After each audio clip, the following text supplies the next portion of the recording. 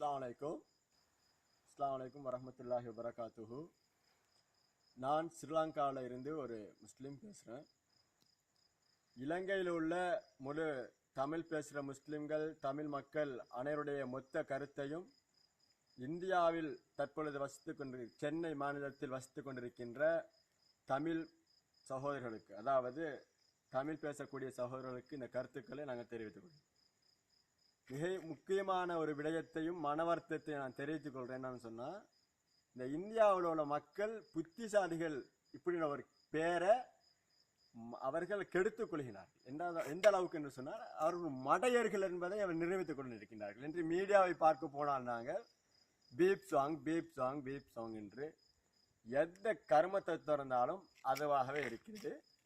எப்போ பார்த்தாலும் மீடியாவை பார்த்தா கேமராவை தூக்கி வச்சுக்கிட்டு மைக்கையும் பிடிச்சிக்கிட்டு எல்லார்ட்டையும் பேசி பீப் சாங்கை பற்றி என்ன சொல்கிறீங்க, பீப் சாங்கை பற்றி என்ன சொல்கிறீங்கன்னு கேட்குறாங்க. அந்த மக்களுக்கு என்ன அவனோட சிந்தனையில் இருக்குன்னோ தெரியல. ஒரு 2-3 மாதத்துக்கு முன்னால் வெள்ளத்தில் பாதிக்கப்பட்டு அவன் ஊடு வாசல் இல்லாமல், திங்க வழி இல்லாமல், உடுத்த உடுப்பு இல்லாமல், நாராக ரோட்டா படுக்க இடம் இல்லாமல் திரிஞ்சாங்களோ, அன்னைக்கு இந்த நடிகர் சங்கங்களோ அல்லது இந்த மாதர் சங்கங்களோ எந்த ஒரு சங்கத்துக்கு அக்கறை வரையில் இந்த தமிழ் மக்கள் கஷ்டப்பட்டு முஸ்லிம் சோழர்களை உதவி செய்தார்கள். அதே போல பிறகு நடிகர்கள் வந்து உதவி செய்வதாக நாங்கள் கேள்விப்பட்டோம். இப்படி ஒரு நேரத்தில் மீடியா பேசி மக்கள் அணுகி, எப்படி இன்னைக்கு வெள்ளத்தில் கஷ்டப்பட்டீங்க, வெள்ளத்துல இருந்து நீங்கள் மீண்டுட்டீங்களா, நல்லா வந்துட்டீங்களான்னு கேட்கறத விட்டுட்டு, எவனா ஒரு நடிகன் பாட்டு படித்தானா அதில் எப்படி மக்களை பற்றி, பெண்களை பற்றி தப்பு செஞ்சிட்டீங்களா, நல்லா செஞ்சிட்டீங்களான்னு சொல்லி இன்றைக்கு மீடியாவும் ஒரு கேவலமான ஒரு விஷயத்த பப்ளிசிட்டி பண்ணிக்கிட்டு இருக்கிறாங்க. இதை முக்கியமாக நாங்கள் இந்தியா மக்களுக்கு நாங்கள் தெரிவித்துக் கொள்கிறோம்.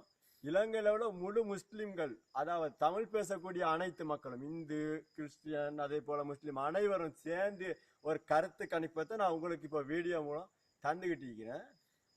இப்போ நாம் என்ன விளங்கிக்கணும்னு சொன்னால், இந்தியாவில் உள்ளவங்கெல்லாம் மொக்கு கூதியானுவா, அதாவது மொக்கணுவா அப்படித்தான் சொல்லணும். ஒரு பாட்டை போய்த்து தூக்கி பிடிச்சிட்டு திடீர்னுல இன்னைக்கு வெள்ளத்தால் பாதிக்கப்பட்ட அவன் எப்படியோ அழிஞ்சு போய் கிடந்தான், அதுல இந்த மீண்டு கொள்ளையில அதை பற்றி மீடியாவுக்கு எப்படி வெள்ளத்துலேருந்து வந்துட்டீங்களா, நல்லா ஆயிக்கிறீங்களான்னு சொல்லி பேட்டி எடுக்கிறதுக்கு நேரம் இல்லை, வக்கில்ல, தெம்பில்ல, முதுகுல எலும்பில்லை.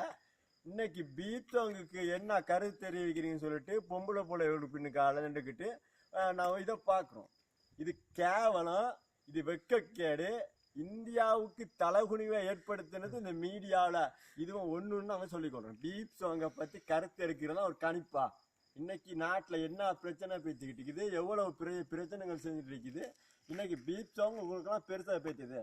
போங்க, உங்க சமூகம் எவ்வளோ கஷ்டப்பட்டு இருக்குது, வெள்ளத்தால் பாதிக்கப்பட்டாங்க இந்த மேலையில், அதெல்லாம் மீட்டெடுக்கிறதுக்கு மீடியா உதவி செய்யறத விட்டுட்டு இன்னைக்கு ஃபேஸ்புக்கு போகலாது, ட்விட்டருக்கு போகலாது, எதுக்கு போனாலும் மொக்கொரு விளையாட்டம் ஈக்காம இந்தியா மக்களே, முழு இந்தியா மக்களுக்கும் நாங்கள் சொல்கிறோம், உங்களை நாங்கள் அறிவாளி நினச்சிட்டு இருக்கிறோம்.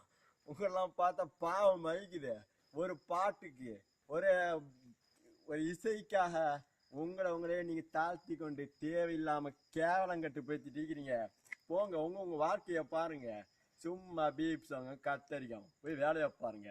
இத்தோடு இலங்கை முஸ்லிம்கள் மற்றும் தமிழ் பேசக்கூடிய அனைத்து மக்கள் சார்பாகவும் உங்களுக்கு நாங்கள் கருத்துக்களை தெரிவித்து ஒரு விடைபெற்று செல்கிறோம்.